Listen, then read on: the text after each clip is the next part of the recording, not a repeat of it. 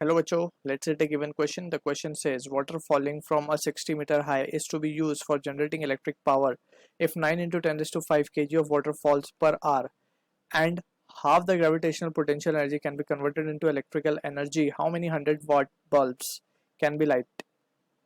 G, we can take it as 10 meter per second square. So option A given F 750, option B 770, option C 180, option D 900. So यहाँ पे जो इस question का की concept we need to understand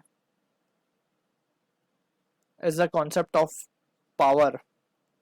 so power is defined as basically इसको we can define the rate of energy transferred, the rate at which energy is transfer, यानी कि energy per unit time, या फिर इसको हम define कर सकते हैं work done per unit time. ठीक है, तो इसे हम कहते हैं पावर. अब एक्चुअली हो क्या रहा है, वाटर जब फॉल करेगा इसके ऊपर तो water is set to fall on turbine. So turbine, इस तरीके से टर्बाइन पे वाटर गिरेगा और this turbine revolves and electricity is produced. ठीक है ना, this turbine is connected to the generator.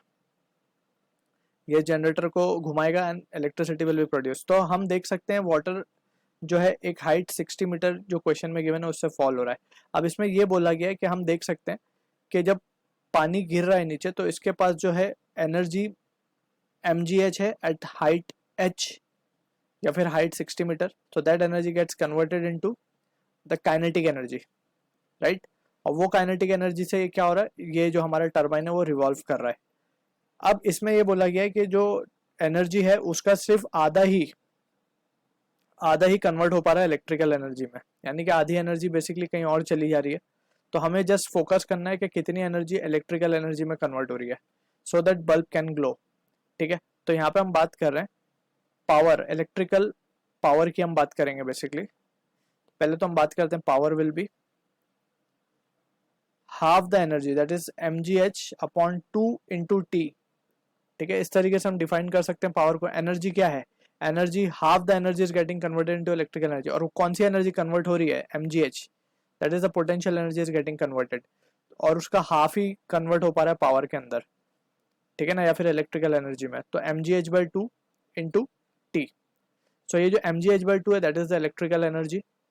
ठीक है, and with respect to time, यानी कि एक घंटे में हमें टाइम भी गिवन है पर आवर इज 1 आवर, यानी कि 3600 सेकेंड्स.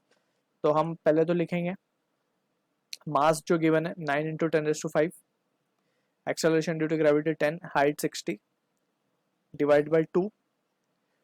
टाइम इज हमें गिवन है फॉल्स पर आवर.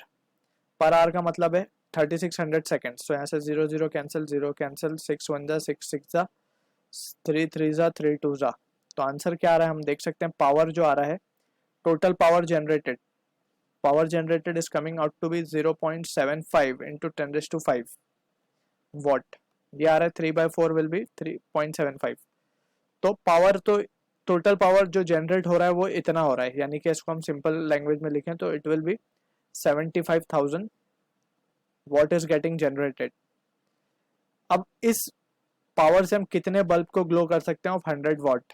तो we can write therefore n number of bulbs into एक का है 100 watt, so that will be equal to 7500. सो यहाँ से 0 0 कैंसिल, 0 0 कैंसिल, तो n की वैल्यू कितनी आ गई 750, यानी कि 750 bulb can be lighted from this power. So option A will be the answer for this. So I hope you understood the solution. All the best.